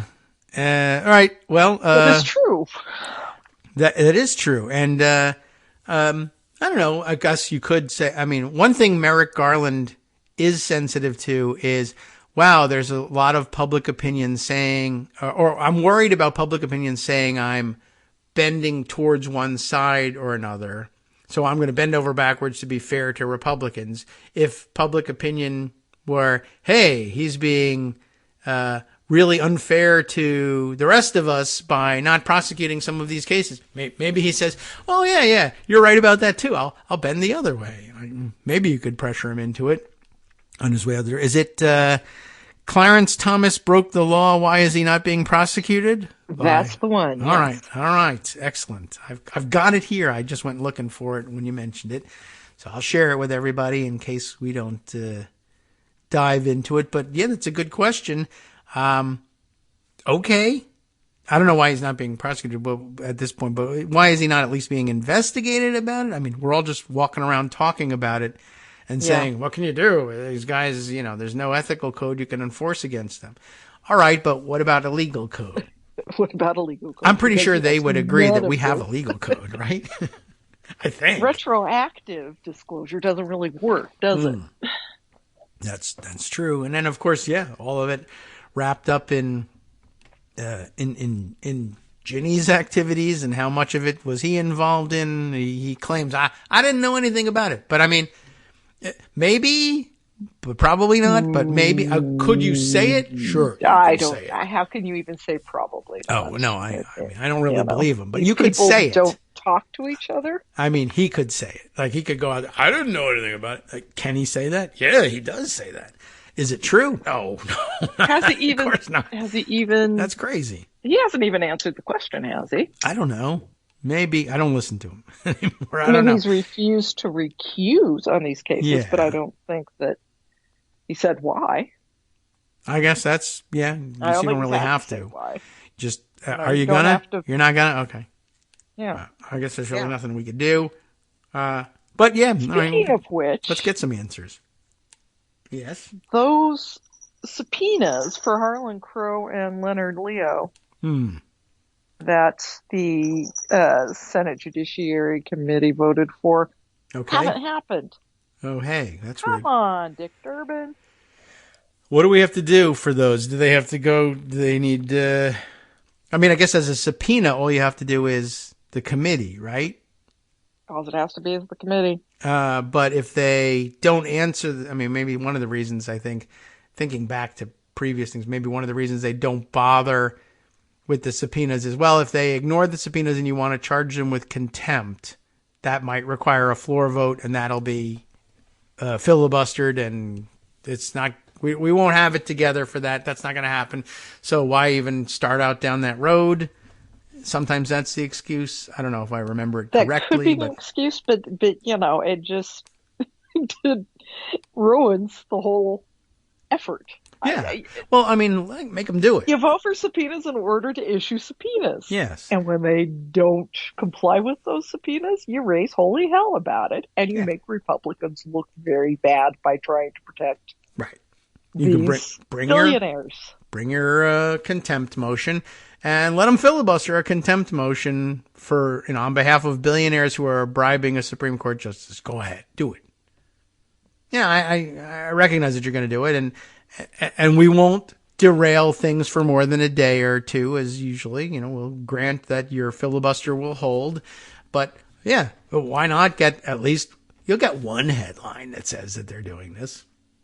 Or at least you'll get one headline that says, Congress in knots about it. And then you can go and say, well, it's not us that's in knots, it's them. And they're not in knots. They're just saying no to prosecuting stuff. So, all right. Well, I don't know why they're not doing it, but then I guess the reality is there's also 25 other things that they're not doing because there's not enough time to do it because the government's going to shut down and they're impeaching this one and that one. How to deal with the Mayorkas impeachment? Yeah.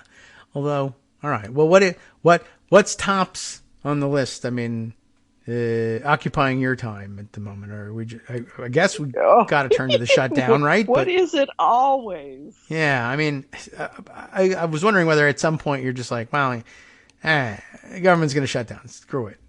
There's the story.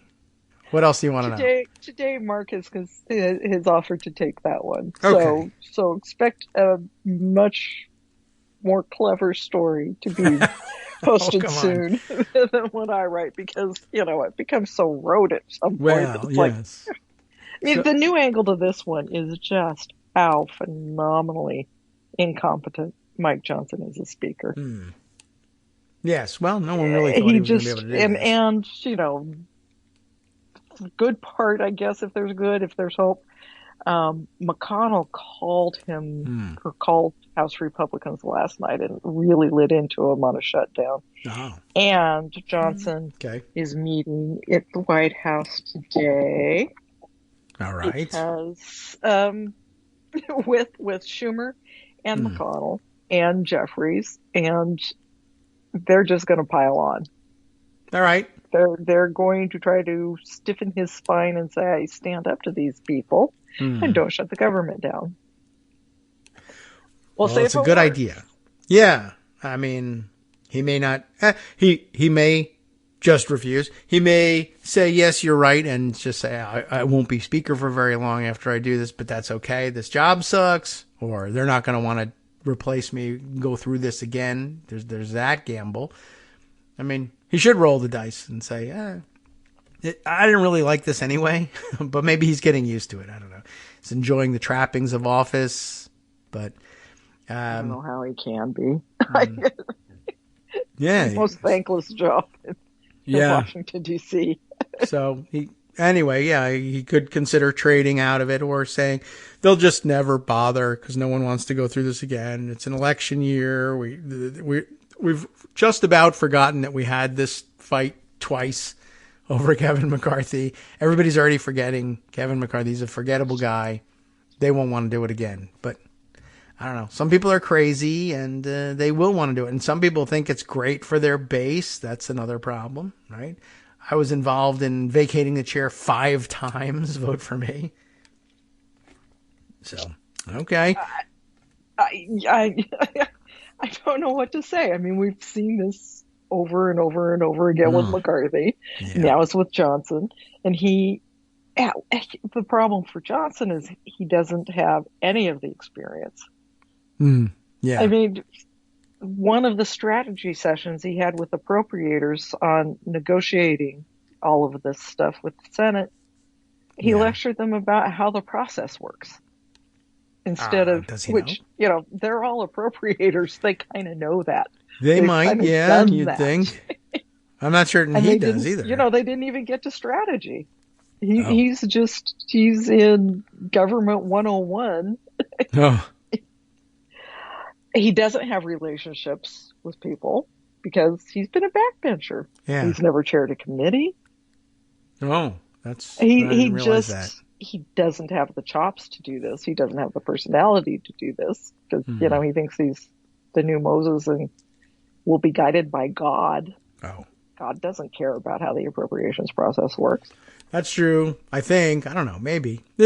I couldn't say for sure. I would think if there is a God thinking about a lot of other kind of more critical things. I will say you'd probably be safe saying, God, if you care about the completion of the appropriations process, give us a sign. Any sign will do. And you'd be sustained in this doubt, could we pass an appropriations bill or even a continuing resolution? No, the government's shutting down. All right. I think that's a no from God. And, there's plenty of reason to think that it's not important to God. But okay, you would think that would be his idea. You would think. Like, could he?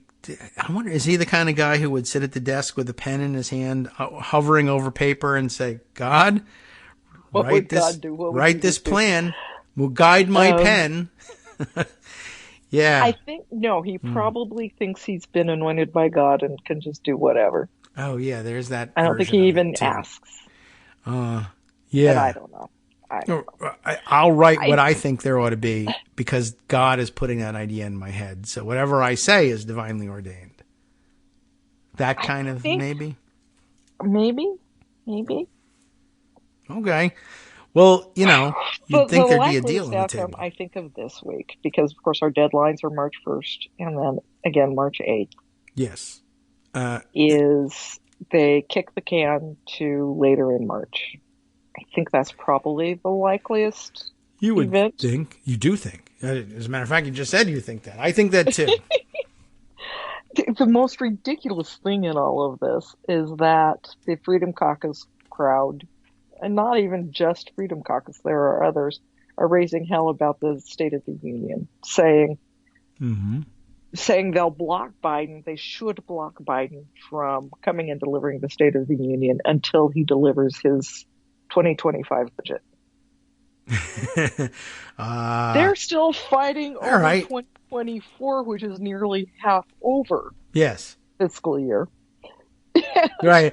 I mean, that's the answer. They can't fund 2024, but they're saying they have to see 2025 budget before they'll let him come speak to them. Yeah. I mean, that's not a real condition. They could make it a condition if they want to, but and that's what they're trying to do for next year, but they're using it as a pivot to raise hell with Biden this year. Yeah. They've got it. You have the line introduced that would say, try to enforce the February 5th. I think it's February 5th is the deadline set by a couple of laws to say you've got to have the budget and the national security budget. Yeah. Why they have them separated out, I don't know, but you have to have these things delivered to Congress by February 5th. Yeah. I mean, maybe they have them separated. It has no teeth. It's unenforceable, and presidents for I don't know how many years have been missing that deadline. Sure. And it doesn't matter very much either. If you make the deadline, they just, the standard line is the other party says, the president's budget is dead on arrival. And even his own party very often Right. just says, the president's budget is dead on arrival because the real budget is made by appropriators. And Right. they know that, and Mike Johnson doesn't know that they know that, but that's interesting. It's a no teeth thing, certainly, and they never pay any attention to the president's budget anyway. And of course, it's very difficult to make a budget if you don't have one to modify in the first place. But I think you wrote the line there, right?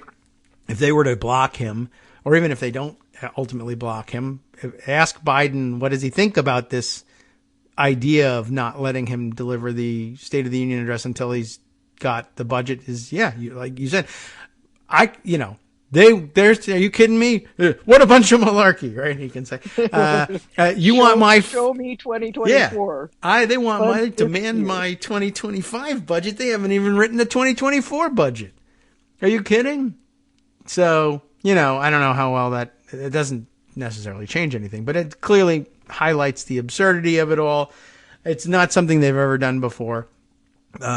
Demanding that the budget be there on, and if not, then you're not allowed to give the State of the Union, which, I've been waiting for this to happen too. I guess when they were first floating the dumb idea a couple of years ago, well, if Trump loses the election, we'll just make him Speaker of the House and then we'll impeach Biden and make him president. But it occurred to me that, well, some of the dumb things that he could do as Speaker of the House would include refusing to extend the invitation to the president to address a joint session of Congress for the State of the Union, which, takes away the opportunity to be on TV in that location. But that's it. He can give the State of the Union anytime he wants. Yeah. I mean, it's a speech. You just say you want to do it, and he could give it anywhere he wants. And in fact, he should have done it at the Super Bowl. Oh, yeah. I guess that's a possibility. We can't fit everybody, but that's where we're having it. So it's got a nice setting. There's flags. He could give it at, a football stadium that he packs with a crowd. He could give it from the Oval Office, but that's ineffective. Usually you want a crowd. There needs to be applause to make it a State of the Union. That's what makes the response addresses so dumb looking.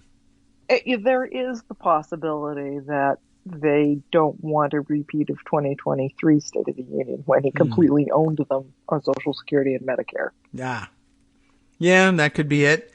They don't like the laser beam eyes. But they might not even remember that. Who knows? Who knows what? They're doing it, I think, probably mostly to try to detract from the fact that they don't have a budget for this year. Yeah. Well, I mean, that's really just a bunch of wackadoodles threatening that because, didn't Johnson issue the letter already? So, the invitation is out. So the invitation's there. The date is set. They're just saying, well, we might, or we'll block should lay down in front of the entrance. Go ahead. Lay in front of the limo. That's it. Yeah. I want you to do that one. And then finally, Biden gets the trolley problem we've all been waiting for. So run him over. That's the shortest route to the State of the Union. Sorry. Not my fault. This was your idea, right? Run over protesters?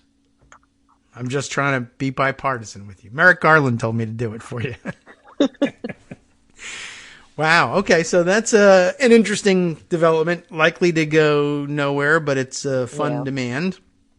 And now they have to try and, so in the middle of all this, keep the government open, maybe deal with somehow the Mayorkas impeachment. I don't know whether they have any sort of deadlines. Well, one of the things that's kind of interesting is that the House, now that they've done it, they don't really know what to do next. They don't know how to get up to speed in case the Senate wants a trial. They're afraid that they'll go there and look like idiots, which I think is pretty much guaranteed. Marjorie Taylor Greene is one of the impeachment managers. That's crazy, man. I wouldn't let her on the floor. She's dangerous. You're going to make her go through a metal detector, right? She'll refuse to go. I would be very careful allowing her in the Senate. Yeah, I would say the Senate should say, all right, we're putting metal detectors at the doors, and if you don't go through, you're not allowed on the floor, and then half the impeachment managers can't make it. They'll refuse. I'm not going through that thing. Gives you COVID. Ear cancer or something. As of now, we don't. That's all in flux. We don't know when they're going to send it over. Hopefully, they will resolve government funding before they do it. The outcome, one way or another, is predetermined. The Senate is not going to vote to convict. Yes, right. Even plenty of Republicans say this is a colossal waste of time. This is not valid. This is not what you impeach over. No. Well, you've covered that. Certainly, everybody knows Joe that Manchin laughed at it. And he's not got a great sense of humor, but he got that joke. Well, maybe this is a thing. Mike Johnson, if you're listening, hold the CR vote during the trial while the managers are waiting. Just appoint the craziest lunatics you have who are the biggest problem as managers. And the minute they go over there, you call the vote and, I don't know, lock the door or something. But I like that idea. Yeah. It's the same reality as it's ever been for this Congress, even more so now that their majority has shrunk. Yeah. He's got to do this with Democrats. And he's going to have to do it under suspension of the rules. Because Chip Roy, Ralph Norman, and Tom Massey are not going to let it get through the Rules Committee. Okay. So he has to have the 2/3 majority, so he has to have all the Democrats. Yeah. So he can't put up abortion bans and DEI bans and zeroing out Mayorkas' salary and, no health care for trans people. All of that can't be in there because he has to have Democrats pass it. And it has to pass the Senate, and it has to be signed by Joe Biden. Or, you shut the government down for however long. Okay. So one of several options. Okay. And what you the mentioned Freedom Caucus is pushing for, because it makes huge cuts to domestic spending, is a year-long, or now 7-month-long, CR. Okay. But remember back when McCarthy and Biden made their budget deal last year? Back in, not really. I think it was March or May. Yeah. Okay. They put in a sort of sequester. Oh. Starting in May of this year, for every month that the budget isn't passed, the funding bills aren't passed, 1% cuts to everything across the board. Except in subsequent CRs, they kind of undid that. And in the National Defense Authorization Act, they further undid it so that I'm sure. the Pentagon will still get all of its money and even more than it's been getting. So everything else will have to bear the brunt of the cost. Something like $78 billion worth of cuts to domestic spending. But maybe they undid it, or maybe the guy who made the agreement is no longer Speaker of the House, is or isn't binding. But as long as Republicans insist that it is, you still have to pretend it may be. I don't know. Okay. Yeah, sequester, never a great deal. No. They always do it saying, okay, these draconian cuts will make us behave. Right. And we'll never do it because no one wants this, which is, of course, the sure sign in the budget sense that you will get it anyway. You'll get it anyway. Okay. It's what the Freedom Caucus wants, and right now, Mike Johnson is terrified of them. Yeah, you should just give up the job, man. Easy come, easy go. Don't worry about it. And there's every chance that people won't want to go through the trouble. You should just try it. Have some faith. God hasn't given me any sign that He's going to be removing you from. Well, even some of the gendered God again. Marjorie Taylor Greene is making a lot of noise about a motion to vacate. Okay. If he puts forward Ukraine funding. Okay. Sure. But go ahead. Nobody else seems to be really hot on the motion to vacate. Okay. Right. So that's a good way of dealing with it. Let her bring it and then have a vote, and it gets resoundingly defeated with 300 votes against. I mean, I don't know if she takes that as a sign of any kind, but well, and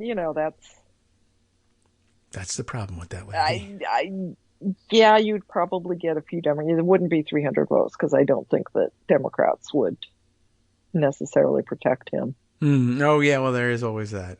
But it is a chance to say no to her. It would probably still fail. There would probably still be some Democrats who could rightly say, this is an election year. This is all critical stuff. We've got to get this stuff done. Mm-hmm. We can't have that kind of chaos again of being speakerless. So, yeah. Well, with the right... Oh, my goodness, this half hour went fast. Yeah, it did, didn't it? I know. We're up against it on this one. This is the way time works, as it turns out. But time does pass, doesn't it? It does. Some say it's a flat circle. I don't know. But I never knew what that meant. All I know is half hour is not as long as it used to be. But I appreciate your coming by. And, if there's more to say, you're welcome any day, any time, or even just sending articles for us to read on the air to keep up with things. But, this is what's on the radar. There's no other way to look at these things. All this has to be resolved within hours. Now within hours, yeah. So, our usual Tuesday dose of the same thing. Seems like a joke, but that's because there's Republicans in charge. It's reality. All right, well, thanks as usual, and we'll at least check in with you again. Let's see. We'll be maybe in mid-first phase shutdown and headed toward the second by the time we speak again. Possibly, you never know. Or they'll save the day with some horrific deal of some sort, and we'll be here to analyze it. Horrific, but we'll see. Thanks, Kagro. Good. Well, you'll be able to tell us all about it. Thanks. All right, Joan, we'll see you again next week. You have been listening to Kagro in the morning. You have. David Waldman. We don't know why, but you have. All right, well, the reason you've been listening to me all this time is that I lead into the West Coast Cookbook and Speakeasy with Justice Putnam, which comes up next right here on Netroots Radio. And you'll be able to catch up on all of the things that I ignored for the hot stories from around the country and around the world. There are many. News marches on. Proof next.